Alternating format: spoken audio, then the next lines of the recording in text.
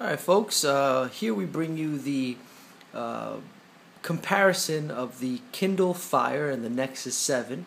Both 7-inch slabs. They're actually beautiful pieces of hardware. They're actually almost the exact same size when it comes to thickness, if you can tell. You can see here, they're almost identical.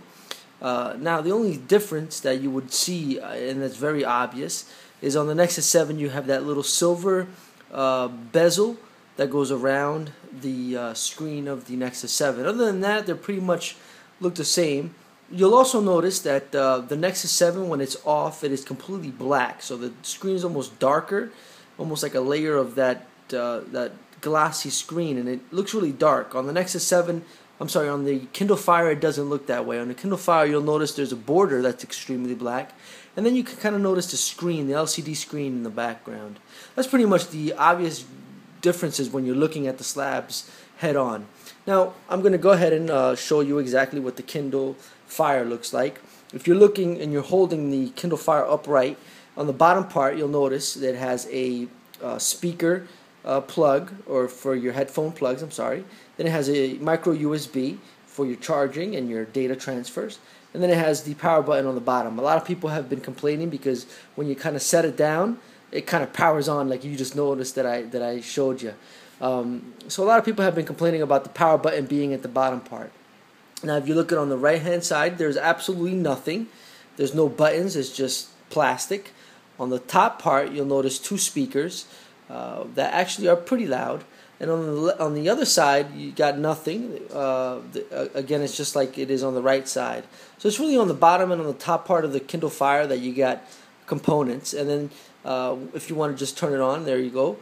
Turn it on, and then you can take a look at the screen. This is running an older version of Android, so it's not the same exact version as the Nexus 7, but it is beautiful, and it is a beautiful device. Very fast. It's running, I believe it's a 1 gigahertz processor, and it's actually very fast. Now, looking at the Nexus 7, it's a little bit different. You notice it's completely black. It's very different than the different shades here of on the screen. It's got, again, like I said, it's got the silver bezel, and then on the bottom part of the Nexus 7, you have the USB, again for charging or for data transfer. Then you also have the audio, which is the for the speaker port. On the right hand side, you got the power button, and you got the volume up and volume down.